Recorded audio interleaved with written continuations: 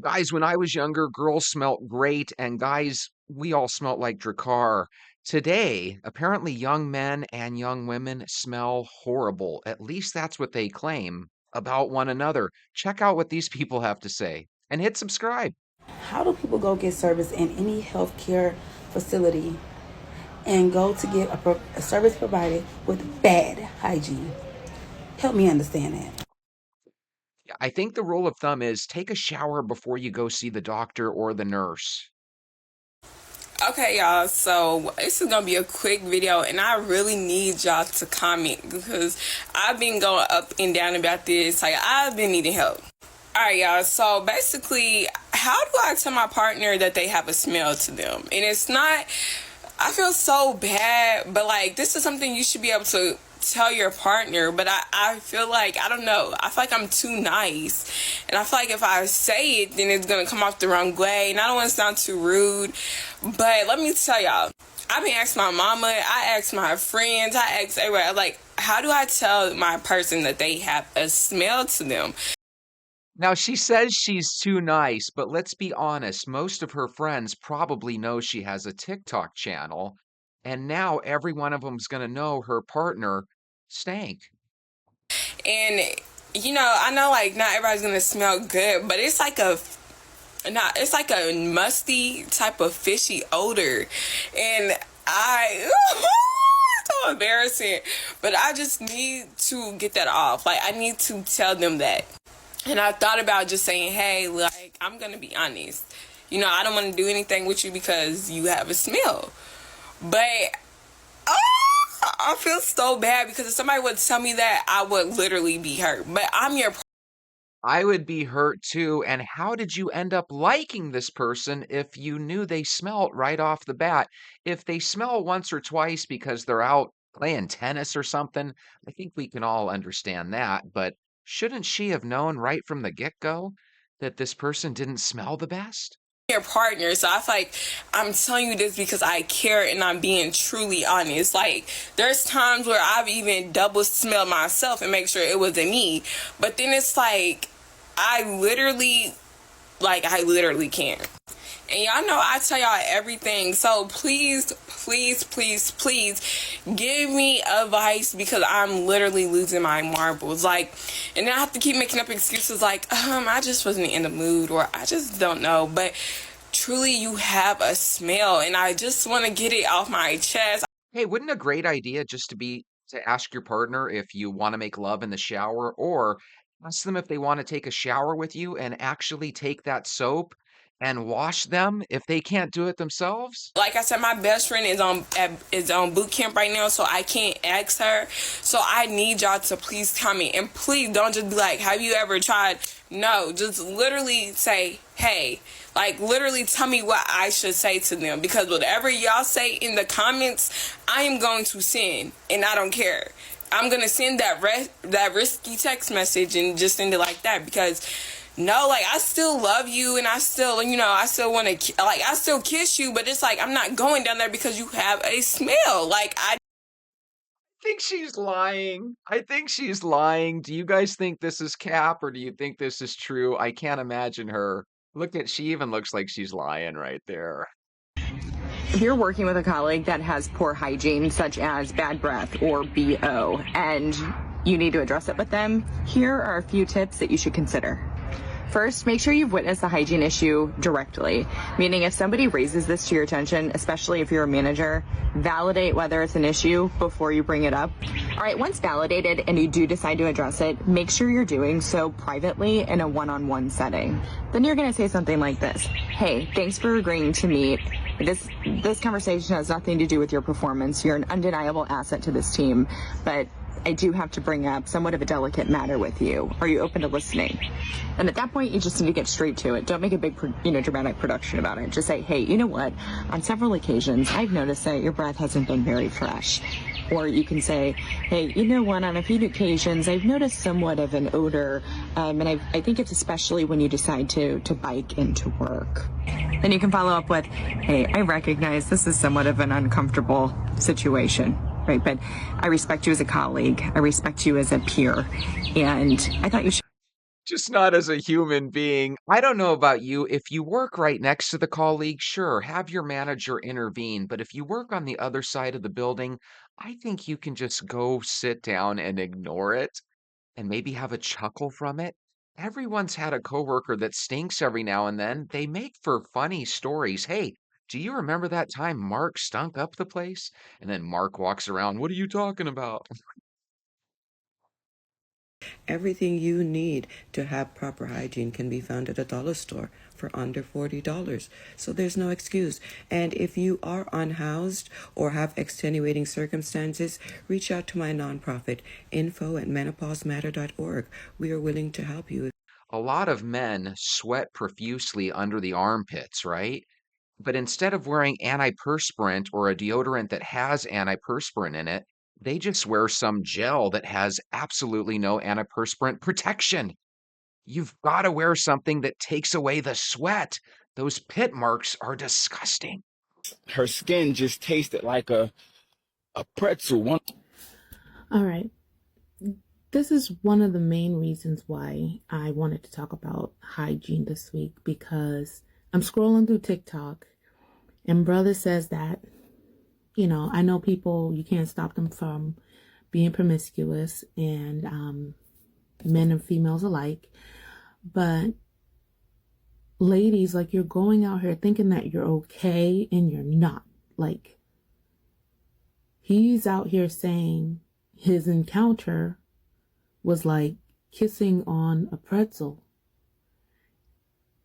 And you will forever be memorable in a story in his book of the girl that tasted like a pretzel, okay? And if you go back to watch the video, he said he offered the girl, a chance to freshen up, and she refused, and she thought she was fine. And I know living in the South, it's hotter, it's humid, and you probably have to wash up like a couple times a day. But safe to say that, he did offer you a chance to fix the situation, but in a courteous way. But it didn't end right, because she started cussing him out because he just didn't want to go further, because it was just an unpleasant experience. He tapped out. That is embarrassing. I think she deserves to be upset. But again, he could have saved it by saying, "Let's go take a shower together." It's kind of romantical, it's much better than, "Hey, put your clothes back on, get out." Oh my goodness. I'd love to elaborate. I got a lot of comments under this video saying, oh, well, it's common sense. Hygiene's common sense. But the reason that something would be considered common sense is because it's commonly taught. So if you're not taught something that's commonly taught, then that's neglect on the part of your parents. If your parents never show you how to properly brush your teeth, then you're not going to know how to properly brush your teeth. And when you grow up, you're not going to have good dental hygiene. I see kids blaming that on their folks all the time.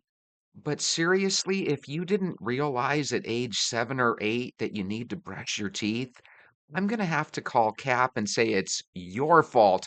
Tell me I'm right, ladies and gentlemen. Even if your parents never spoke to you, wouldn't you have known by all those toothpaste commercials we saw? Do you remember the one by Close Up? The cinnamon toothpaste where it shows the guy and the girl kissing? We all grew up on that commercial. We knew better. The same thing goes for showering habits.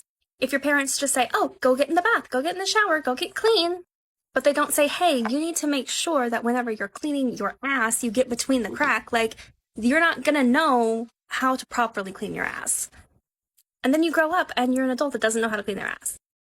So I heard that about half the people in the country wash their upper half and just let the soap drizzle down, and they don't wash themselves the way this woman is telling people they should, which, by the way, I agree with her. Put the soap on your body, get in every crack and crevice you can find, and then rinse off the same way, and then repeat that process every day, sometimes twice a day. Especially if you're a teenager or something, my goodness, be clean.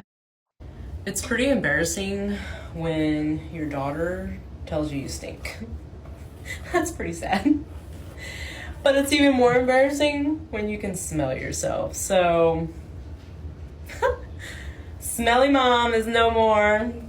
Took me a nice shower because I was so busy today. I wasn't even thinking about a shower. Sorry, not sorry. Some of y'all are probably like, this nasty woman. Is it just me, or do some people look like they naturally smell better than others, right?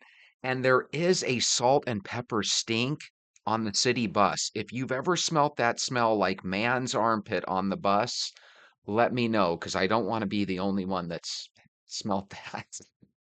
Oh my God, look at this lady's face. What's the matter? Just hay fever. So I remember I was about 12 years old when I first got my period and everything. And my mother was the type of mother who would like, oh, go do this, go to, she kind of would fan you away, whatever, because she was really like self-absorbed or whatever. So I remember I got my period at 12. I went to her, I said, Ma, I got my period or whatever. And she was like, what? I can't believe this. You're 12 years old. So now, backstory, my mother got her period when she was 16, I think. Less chemicals and hormones in the food back then. So, yeah, so I told her, Ma, I got my period. So she was just like, oh boy, now I got to go get you pads and stuff like that. So she gave me like one of hers, whatever. I was just like, okay. So she said, I got to get a new box tomorrow. So the next day she went to the store. And I came in the room. I was like, oh, the pads or whatever. And she just threw a big box of pads at me. Now this was in the 80s. So it was like they were big and bulky. It was not like the nice, sleek, thin pads that we have now. Thank God. So I went to the bathroom. I'm 12 years old and I'm putting the pad on the wrong way. I was putting the pad where the adhesive, the stickiness, the glue that's supposed to go in your underwear part, I was putting it on the vagina part. Yeah, yep. So for a whole year, y'all, I was putting the pad on myself the wrong way. So every single time I had to change it, it was ripping, whatever little tiny little hairs I would have had at 12. I kept ripping it off. And I was like, oh. So when my friends would be like, oh, I got my period. I'm like, it's painful, isn't it? They're like, oh, yeah, the cramps. And I'm like, well, no, not just the cramps, the pad thing. When you rip it off every time it hurts. And then they all looked at me like, what do you mean? Moms, you have to talk to your daughters about how to take care of feminine hygiene when they're going through that.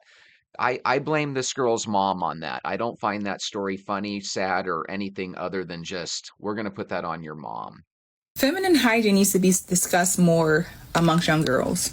But I want to give some more resources on how young women, especially active teenagers, meaning they're in sports or they have a job, how they can just, improve their personal hygiene. This is also good for young adults, older adults, and older adults. Number one, your body chemistry can change. When you get older, your hormones change, which changes your body chemistry. If you have a child, your body chemistry changes. If you have a health issue, if you get diagnosed with cancer or something else, all of that can affect your hormones and how your body operates, which can then adjust or have an adverse effect to your bodily odor or how you smell. I want to give a quick comparison. This is Dove deodorant. As you can see, it specifically says that it's for teens. So if you're a teenager and you're using a deodorant like this and you find that you are musty throughout the day, maybe it works for the first couple of hours, but after lunch, you smell a little tart.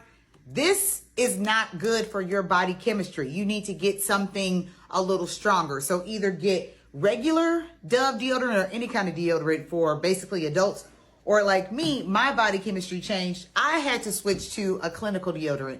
I usually get the Degree Clinical, but I wanted to try this Dove Clinical. It's pretty good. I like it. It makes my armpits feel soft, but I tried this out, and I work at a hotel restaurant on weekends. And if you know anything about a hotel restaurant on weekends, it can get very busy, and I have to run up and down stairs to bring up food. So this has lasted me throughout an entire day and also a shift working in the restaurant.